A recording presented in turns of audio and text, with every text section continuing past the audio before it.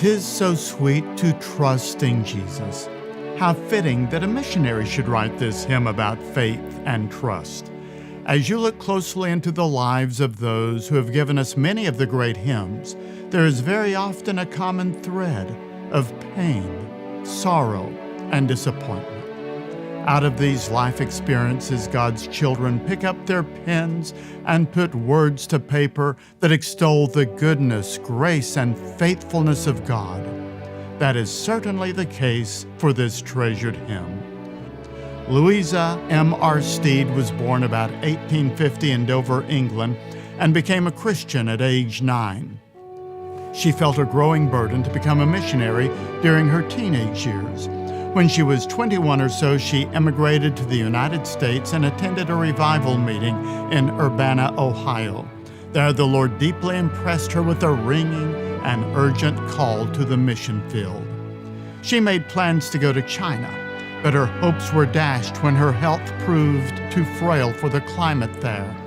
Shortly afterward, she married a young man named Steed, but sometime around 1880, Mr. Steed drowned off the coast of Long Island as he attempted to rescue a drowning little child.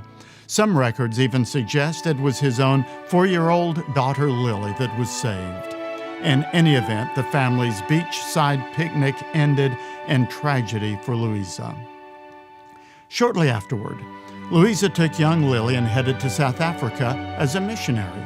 It was during those days that she wrote, "'Tis so sweet to trust in Jesus." Louisa served in South Africa for 15 years, and while there, she married Robert Woodhouse. When her health forced them to return to America, Robert began pastoring in a small church. In 1900, her health restored. Robert and Louisa attended a large missionary conference in New York and were so enthused by the experience, they once again offered themselves as missionary candidates.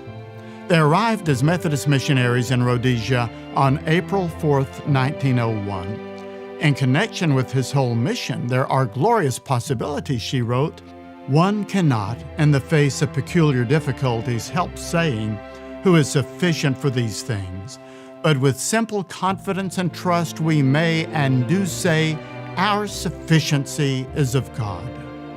Louisa passed away in 1917. But she left for us 2 inspiring legacies. First, her daughter Lily, who loved the Lord Jesus and picked up her mantle of missions and served for many years in a station in southern Rhodesia, now known as Zimbabwe. And her second legacy was this song for the ages that inspires us to trust Jesus more and more. Jesus, Jesus, precious Jesus, oh, for grace to trust him more.